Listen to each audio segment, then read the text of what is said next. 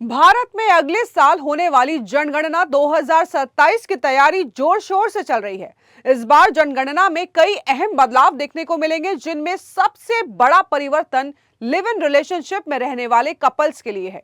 आगामी जनगणना के दौरान लिव इन कपल्स को भी अगर वे अपना रिश्ता स्थिर मानते हैं तो उन्हें शादीशुदा जोड़ा के रूप में माना जाएगा। यह निर्णय जनगणना से जुड़े पूछे जाने वाले सवालों में स्पष्ट किया गया है। इसके साथ ही जनगणना प्रक्रिया में किसी भी प्रकार के दस्तावेजी सबूत की आवश्यकता नहीं होगी और लोग अपनी जानकारी पूरी ईमानदारी से बिना किसी दबाव के प्रदान कर सकेंगे। नमस्कार, मैं पिंकी और आप देख रहे हैं आवाज इंडिया। स्वागत है आपका हमारी आज की स्पेशल रिपोर्ट में। भारत सरकार ने आगामी जनगणना के लिए एक नई और उपयोगकर्ता मैत्रीपूर्ण प्रक्रिया लागू की है। इस बार जनगणना के तहत लोगों को अपनी जानकारी खुद भरने का अवसर मिलेगा। सेल्फ एन्यूमरेशन पोर्टल, जिसे 1 अप्रैल 2026 से दिल्ली में लॉन्च किया जाएगा, लोगों को खुद अपनी जानकारी दर्ज करने की सुविधा देगा।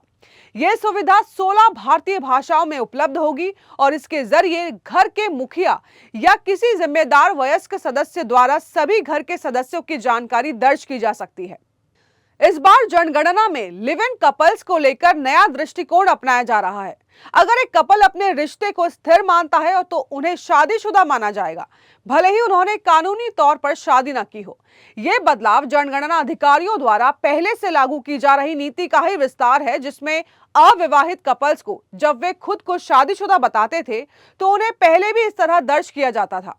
जनगणना का हाउस लिस्टिंग चरण 1 अप्रैल से 30 सितंबर के बीच चलेगा, जिसमें घर में कितने शादीशुदा जोड़े रहते हैं इसका विवरण लिया जाएगा। इस प्रक्रिया में घर के मुखिया को अपनी जानकारी को सही भरने के लिए एक विशेष वेब पोर्टल दिया जाएगा।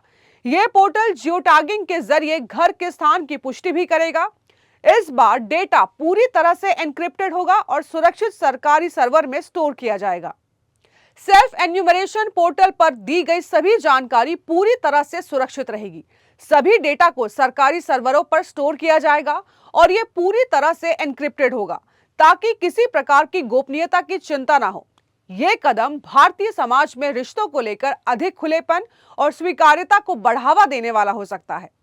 लिव इन रिलेशनशिप को अब एक कानूनी और सामाजिक मान्यता मिल सकती है, जो पहले शायद हाशिए पर थी। इससे समाज में रिश्तों को लेकर परंपरागत और आधुनिक दृष्टिकोण के बीच संतुलन स्थापित हो सकता है।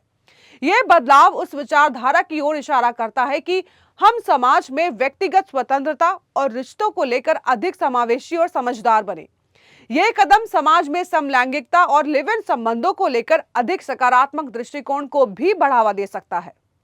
जनगणना 2027 का यह नया कदम रिश्तों के विभिन्न रूपों को मान्यता देने की दिशा में एक बड़ा और सकारात्मक बदलाव हो सकता है।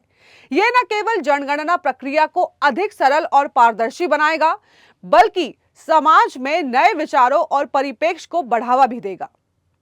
तो आज की हमारी इस स्पेशल रिपोर्ट में बस इतना ही। जल्द मिलेंगे एक और खास कहानी के साथ। तब तक आप देखते रहिए आवाज इंडिया।